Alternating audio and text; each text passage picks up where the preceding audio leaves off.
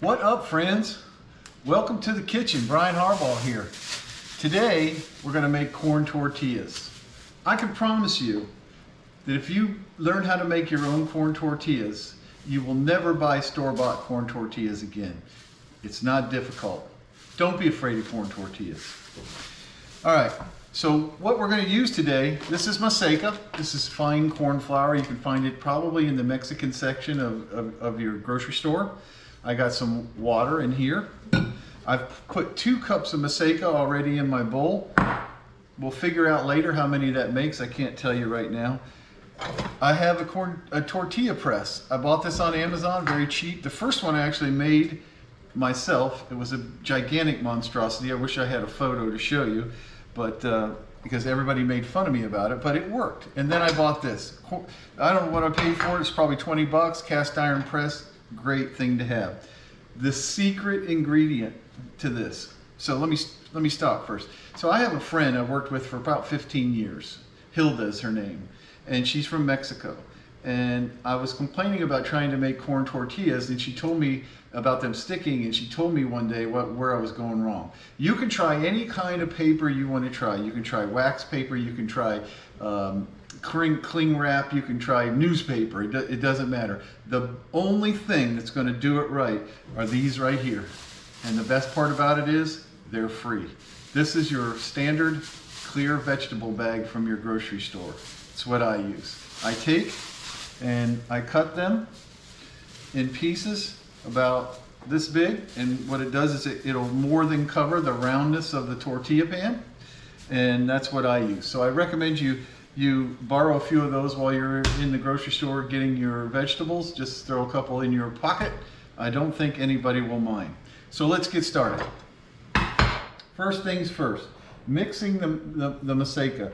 You know, I just use a standard wooden spoon. I'm gonna get my hands in there in a few minutes, but I start with some water, just mixing. And what you want to get it is you want to get it in a consistent ball where everything in the pan, or in the bowl rather, is nice and tight, and it's all one piece.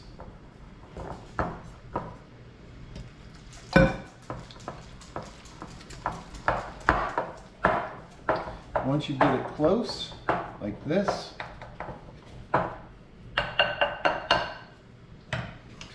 you want to just kind of play around with your hand. If you need a little more Maseca, don't worry, just put a little more in there. But the key is to make a ball and it doesn't stick to your hands.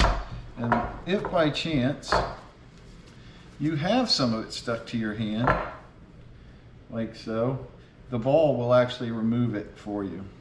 And you can handle this ball and get nothing on. So that's step 1. Now we have a nice ball. It's not sticking to my hands. It's not too dry. It's a little moist. The next thing you do is you're going to roll out your little balls to make your tortillas with. You can put these balls on anything. I put them on a glass plate. I recommend you roll them out about the size of a golf ball. Try 1 or 2 first on your tortilla press, because it's kind of up to how you like it. If you like small tortillas, I prefer them big. So I roll out a little bigger, right at the size of a golf ball.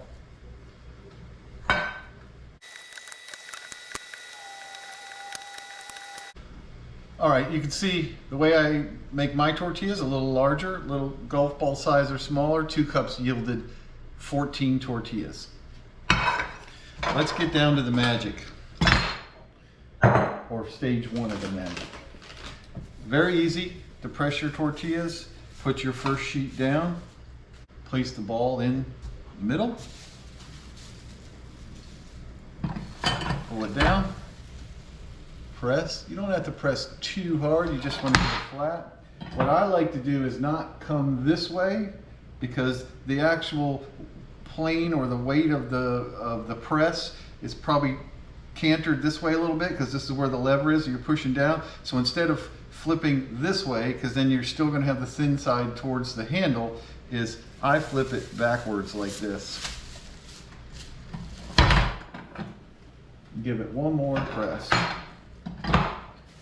And there is a beautiful tortilla. Palm your hand over, peel it off. Okay, one time through, start to finish. Very simple. Take the ball, set it in the middle, put the next sheet on. Always remember to put the next sheet on. Press down, move to the back, flip it back towards you, put it back down, press it gently, bring it up, pull the top sheath off gently, pull the second up, lay it in your hand and pull it off gently, and now you have a beautiful corn tortilla. Now, what's great about this? You can always have your friend or friends helping you. Someone could be making balls, someone could be making tortillas, someone could be cooking over here on my cast iron griddle where I'm going next. We have had parties at night where we just happen to mention it, and then people ask how, and I break out the stuff, and for the next hour or so we're making tortillas, having a great time, drinking wine, and just eating fresh tortillas because they're delicious. Let's move to the stove. All right, I like to fold my tortillas in a V and then lay them on the pan, pull my fingers out slowly so it lays flat on there. I think it's more important right now for you to focus on the tortilla than my face. Can't believe I just said that, but that's okay. Now, about 15 seconds is where I like to go with this, depending on how hot your skillet is. Mine is pretty hot, but if you've lost time, you can always look for the fumes or gas escaping on the outside. And when the gas starts escaping and starts to tailor off a little bit, it's time to flip it. Slightly browned on the top. And the way I like to get next is I like to about double the time where I was at before. So probably right around 25 seconds, probably on 8 seconds about now. 9, 4, 25, slightly browned. Now the tortilla will start to raise. If it doesn't raise, don't worry about it. It's all in heat. But as you can see, it's starting to raise and get air in it here. It's getting air in it over here. You'll see it. People will argue that it's going to blow up like a balloon. Mine never blow up like a balloon. They always look like this. You see how it's nice and raised, and it's raised pretty much all the way around. When it's done raising, it's done, as you can see, because you don't want to hit that other side too far. Hey, when you get really good, you can have one in your hand, and at your 15 seconds, you've already done another one, and then you can put the other one down. Okay, remember, keep your pan hot. My stove goes to 1, 2, 3, 4, 5, then hot, 6, then high, and I keep it at about 5.5. You want to use a thick pan like this one. No, just kidding. This is a Lodge cast iron pan. You could use a cast iron skillet. The coast, I cook them on my griddle. You could use any pan in your house. Just try and use the heaviest and something that can take the really, really, really hot. The first one you put down, if your pan is very hot, is probably going to burn. That's okay. Just take it off, take a metal spatula, scrape it aside, clean the pan, then start over. Every one that you put on is going to bring that heat down a little bit. So somewhere during your cooking, you're going to need to bring the heat up a little bit. Don't be afraid to cook corn tortillas. I really hope you enjoyed the tortilla video. I know myself, my family, and my friends, we really love tortillas.